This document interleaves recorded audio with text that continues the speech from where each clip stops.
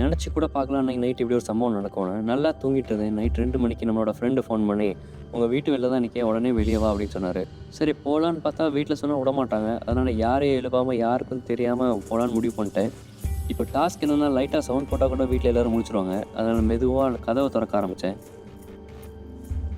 நானும் முடிஞ்ச அளவுக்கு சத்தம் வரக்கூடாதுன்னு ட்ரை பண்ணேன். ஆனால் கதவு திறக்கும்போது லைட்டாக சத்தம் வர ஆரம்பிச்சிட்டு, மணியை பார்த்தா 2. இந்த நேரத்தில் வெளியே போனால் நாளைக்கு நமக்கு சோறு கிடையாது. சரி வெற்றிகரமாக கதவுலாம் அன்லாக் பண்ணிட்டேன். வெளியே போகலான்னு பார்த்தா வீட்டுக்குள்ளே லைட் போட்டாங்க. என்னப்பா அங்க சத்தம்? அப்புறம் கொஞ்ச நேரம் தூங்குற மாதிரி நடிச்சிட்டு வெளியே ஓடி வந்துட்டேன். தம்பி தம்பி யாருப்பா? தம்பி மச்சி இவன்டா.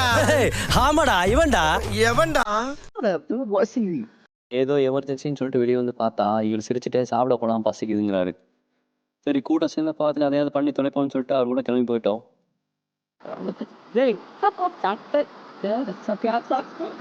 சரி ஏதாவது ஒரு கடையில் சாப்பிட்டாரான்னு பார்த்தா எல்லாரும் கதை அடிச்சு தூங்கிட்டாங்க. கடைசியில் எப்படியோ ஒரு கடையை கண்டுபிடிச்சிட்டோம்.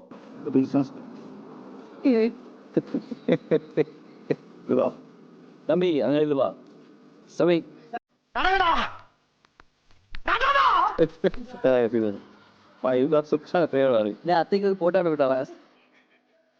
அப்புறமா ஒரு 4 மணி வரைக்கும் அங்கே கதை விட்டுட்டு அப்புறம் வீட்டுக்கு திரும்பி வந்துட்டு இருந்தோம்.